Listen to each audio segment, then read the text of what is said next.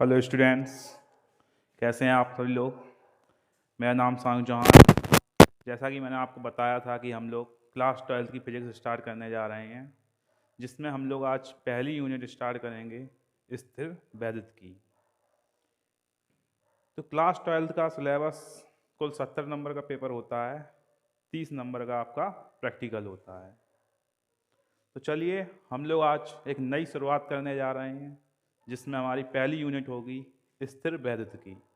स्थिर वैद्युतिकी का मतलब क्या है? देखिए, नाम से ही स्पष्ट है। स्थिर मतलब रुका हुआ, स्थिर मतलब रुका हुआ, वैद्युतिकी मतलब आवेश। मतलब स्थिर वैद्युतिकी क्या है? भौतिक विज्ञान की वह शाखा जिसके अंतर्गत हम किस आवेश का अध्ययन करते हैं? स्थिर आवेश का, मतलब वह आवेश जो विराम अवस्था में होगा।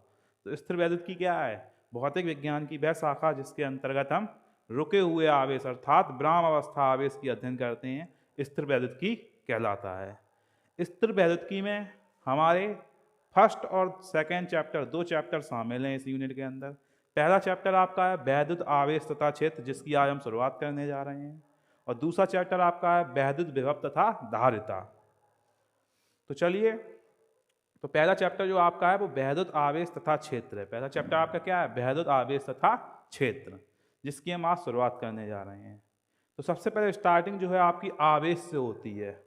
आवेश समझने से पहले हमें द्रव्यमान के बारे में कुछ पता होना चाहिए। जैसा कि आपने पढ़ा होगा द्रव्यमान, द्रव्यमान। द्रव्यमान मतलब क्या होता है? मास। द्रव्यमान क्या है? आपने क्लास 11th में चैप्टर पढ़ा होगा गुरुत्वाकर्षण, चैप्टर नंबर 8। द्रव्यमान क्या है? द्रव्यमान कोई बता सकता है? द्रव्यमान क्या है? द्रव्यमान किसी वस्तु का वह गुणधर्म है जिससे वह एक बल का अनुभव करता है। कैसे बल का अनुभव करता है? आकर्षण बल का। आकर्षण बल मतलब क्या है? द्रव्यमान क्या है? पृथ्वी पर द्रव्यमान है तो पृथ्वी हमारे ऊपर कौन सा बल लगाती है? गुरुत्वाकर्षण बल। और ये बल कौन महसूस करता है? हम लोग महसूस करते हैं, क्योंकि हम पृथ्वी की तरफ क्या हो रहे हैं? अट्रैक्ट हो रहे हैं। मतलब हम में भी द्रव्यमान है, इसी वजह से तो हम द्रव्यमान को महसूस कर रहे हैं। मतलब द्रव्यमान क्या है? द्रव्यमान किसी वस्तु का वह गुणधर्म है जिससे हम गुरुत्वाकर्षण बल का अनुभव करते हैं तथा गुरुत्वाकर्षण बल को उत्पन्न करते हैं। उत्पन्न कौन कर रहा है? पृथ्वी। पृथ्वी के पास भी क्या है? द्रव्यमान। हम लोग क्या कर रहे हैं? उसका अनुभव कर रहे हैं, क्योंकि हमारे पास भी क्या है? द्रव्यमान। इसी प्रकार आवेश क्या है? आवेश किसी वस्तु का वह गुणधर्म है जिससे हम वैद्युत तथा चुंबकीय क्षेत्र को उत्पन्न करते हैं तथा इसके प्रभाव को अनुभव करते हैं। ठीक है, जैसे कि हम कहें कोई वैद्युत क्षेत्र है। ये क्या है? कोई वैद्युत क्षेत्र है।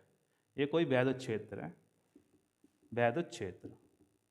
इसमें हम दो कण भेज रहे हैं। ये पहला नंबर का कण है, ये दूसरे नंबर का कण है। ठीक है, इसमें हम दो कण को भेज रहे हैं।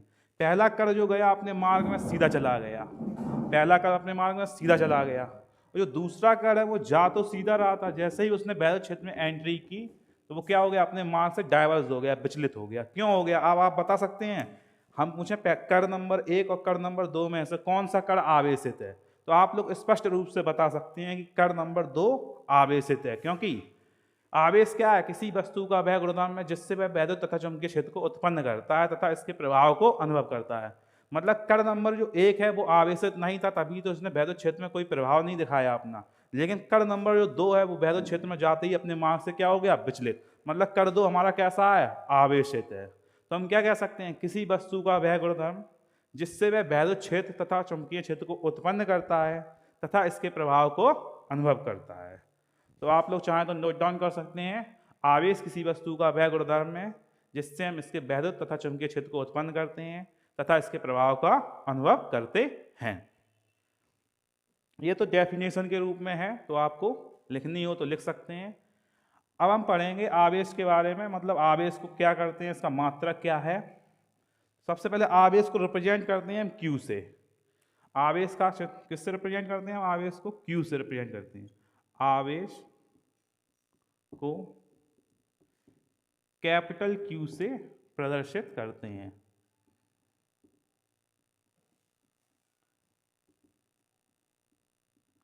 आवेश को कैपिटल क्यू से प्रदर्शित करते हैं।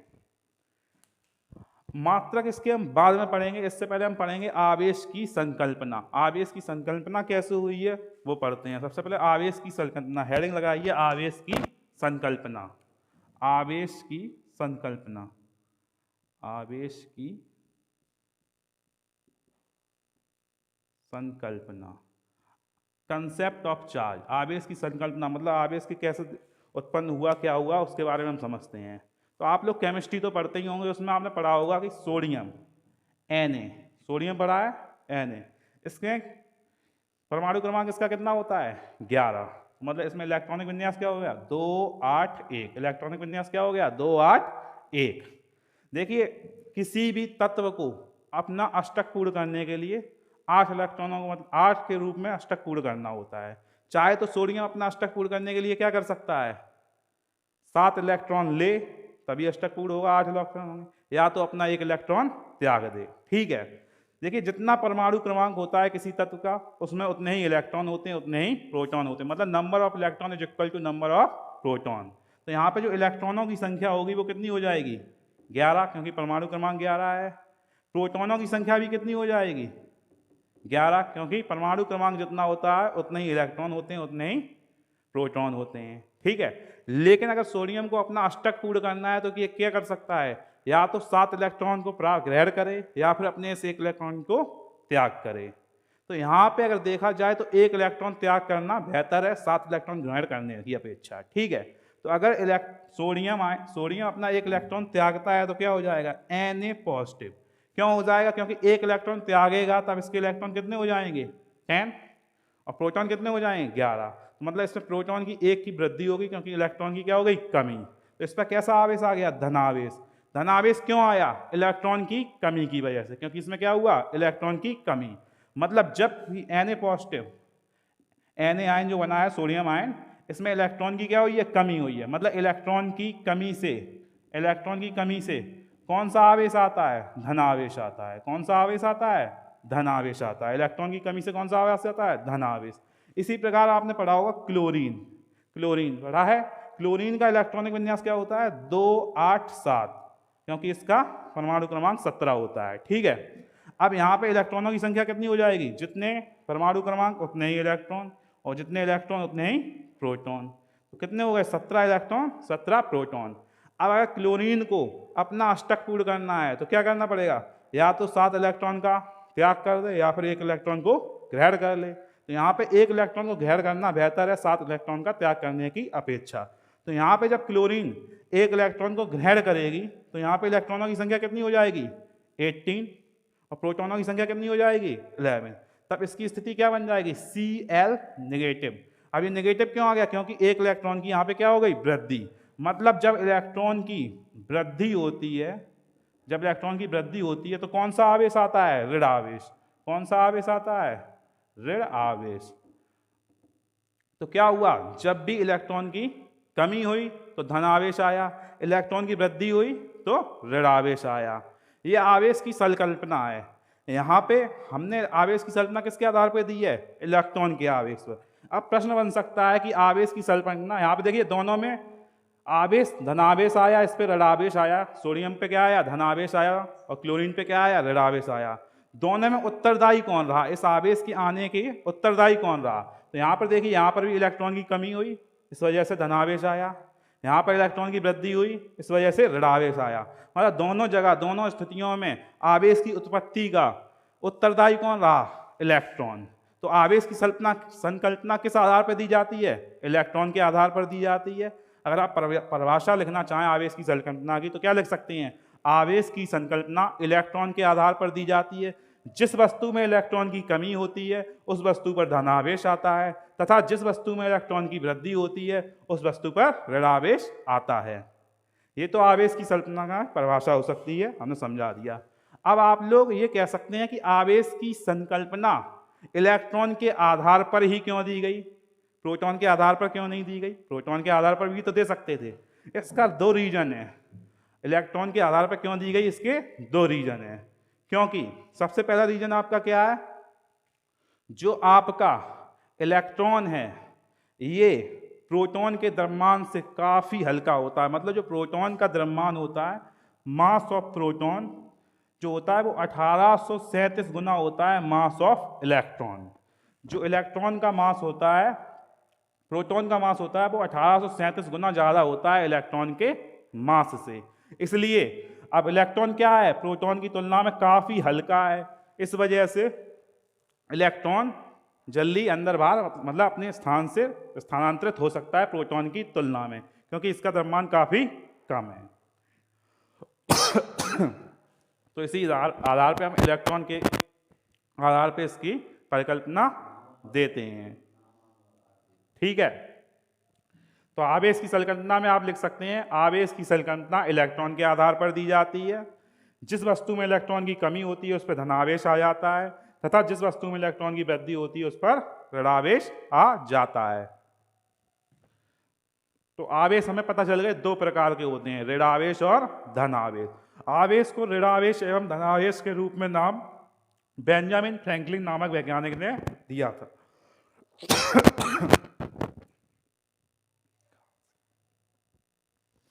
ठीक है, चलिए आगे देखते हैं।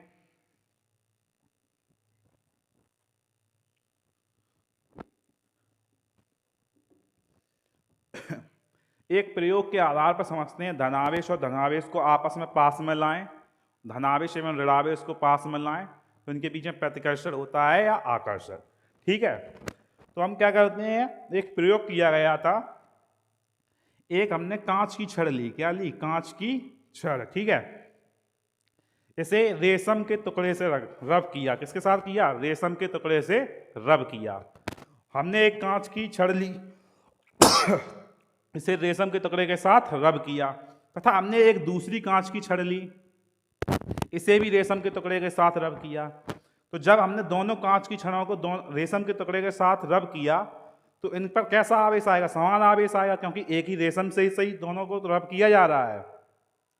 और जब दोनों को हमने आवेशित कर लिया, इन्हें आपस में पास में लेकर गए, तो हमने एक प्रयोग देखा कि इनमें आपस में क्या हुआ, प्रतिकर्षण हुआ। क्या हुआ, प्रतिकर्षण, क्योंकि दोनों पर आवेश कैसा आया होगा, समान। क्योंकि कांच की छड़ को हमने रेशम के टुकड़े से रब किया, दूसरी कांच की जो छड़ थी, ये पहली थी, ये दूसरी, दोनों को ही हमने रेशम के टुकड़े से रब किया और इन्हें पास में लेके गए तो इनमें प्रतिकर्षण हुआ।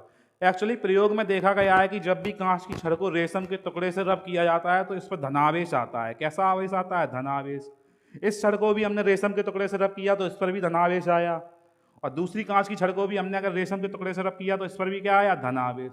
फिर हम दोनों को पास में लेकर गए तो हमने प्रयोग में देखा दोनों एक दूसरे को मतलब एक दूसरे से दूर भागने लगी। तो मतलब क्या हुआ, समान आवेश जो होते हैं वो क्या करते हैं, प्रतिकर्षण करते हैं। क्या करते हैं, प्रतिकर्षण करते हैं। मतलब समान आवेश को हम कह सकते हैं सजातीय आवेश। क्या कहते हैं, सजातीय आवेश। मतलब सजातीय आवेश में क्या होता है, प्रतिकर्षण होता है। फिर हमने क्या किया इसी प्रयोग में, एक हमने फिर से एक छड़ ली कांच की, इसे रेशम के टुकड़े से रब किया। जब कांच की छड़ को रेशम के टुकड़े से रब करते हैं तो धनावेश आता है, अभी मैंने आपको बताया। फिर हमने क्या किया, एक प्रयोग में हमने एक एवोनाइट छड़ ली, एवोनाइट की एक छड़ होती है, उस छड़ को लिया और उसे हमने किससे, फर से, फर क्या होती है, बिल्ली की खाल होती है, उससे रब किया। तो प्रयोग में देखा गया जब एवोनाइट छड़ को बिल्ली की खाल से रब किया जाता है तो उस पर ऋण आवेश आता है। कौन सा आवेश आता है, ऋण आवेश, माइनस का। तो जब हमने प्लस और माइनस मतलब कांच की छड़ को रेशम के टुकड़े से रब किया तथा एवोनाइट छड़ को बिल्ली की खाल से रब किया और आपस में पास में लेके गए तो इनमें क्या हुआ, एक दूसरे की तरफ ये आकर्षित होने लगी। तो ये क्या हो रही थी, प्रतिकर्षित। तो मतलब क्या है, समान आवेशों में क्या होता है, प्रतिकर्षण होता है, तथा असमान आवेश मतलब विजातीय आवेशों में क्या होता है, आकर्षण होता है। तो हम लिख सकते हैं नीचे नोट में, क्या लिख सकते हैं, अगर नोट में लिखना चाहो, अभी हमने पढ़ा था आवेश दो प्रकार के होते हैं, धनावेश एवं ऋण आवेश। तो हम क्या लिख सकते हैं, समान आवेश, समान आवेशों में, पॉइंट नंबर 1, समान आवेशों में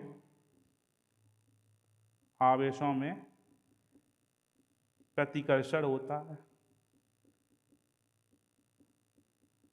समान आवेशों को हम सजातीय आवेश भी कह सकते हैं, एक ही जात के लोग एक दूसरे से दूर भागते हैं। ठीक है, दूसरा क्या लिखेंगे, असमान आवेश या विजातीय आवेश भी लिख सकते हैं, या असमान आवेशों में, असमान आवेशों मतलब एक धनात्मक और एक ऋणात्मक। असमान आवेशों में आकर्षण होता है, आकर्षण होता है। ठीक है, तो अभी तक हमने क्या पढ़ा है, सबसे पहले पढ़ा था आवेश। आवेश क्या था, आवेश किसी वस्तु का वह गुणधर्म था जिसके द्वारा वह वैद्युत तथा चुंबकीय क्षेत्र के प्रभाव को उत्पन्न करता है तथा इसके प्रभाव का अनुभव करता है। उसके बाद हमने पढ़ा आवेश की संरचना, आवेश की उत्पत्ति कैसे होगी। तो हमने बताया आवेश की संरचना इलेक्ट्रॉन के आधार पर दी थी। हमने दो एग्जाम्पल लिए थे, एक सोडियम आयन और एक क्लोरीन आयन। आवेश की संरचना इलेक्ट्रॉन के आधार पर दी जाती है।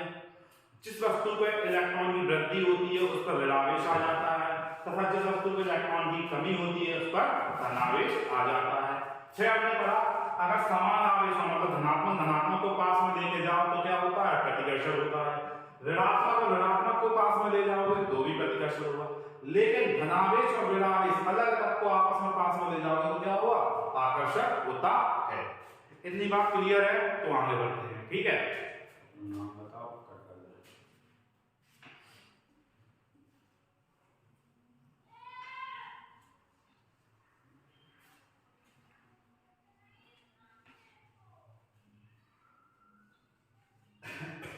अब हम आवेश के मात्रा पढ़ लेते हैं। ठीक है, आवेश की मात्रा,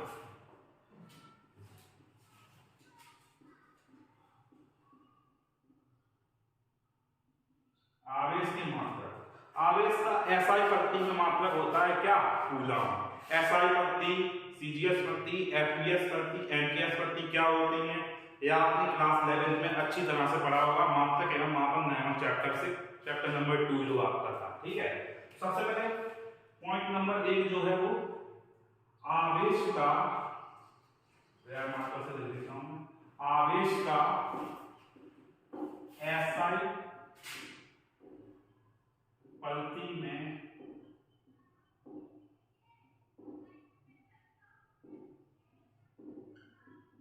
कूलम होता है। क्या होता है, कूलम होता है। ठीक है, आवेश का एसआई प्रति में मात्रक क्या होता है, कूलम होता है। दूसरा पॉइंट आप देखो, आवेश का अवयव, आवेश का ये आप देख लेना, आवेश का सीजीएस प्रति में मात्रक होता है वो क्या होता है, स्टेट कूलम होता है। क्या होता है, state coulomb, state coulomb, state coulomb होता है। ठीक है, तो देख लेना, आवेश का सीजीएस प्रति में मात्रक क्या होता है, स्टेट कूलम होता है।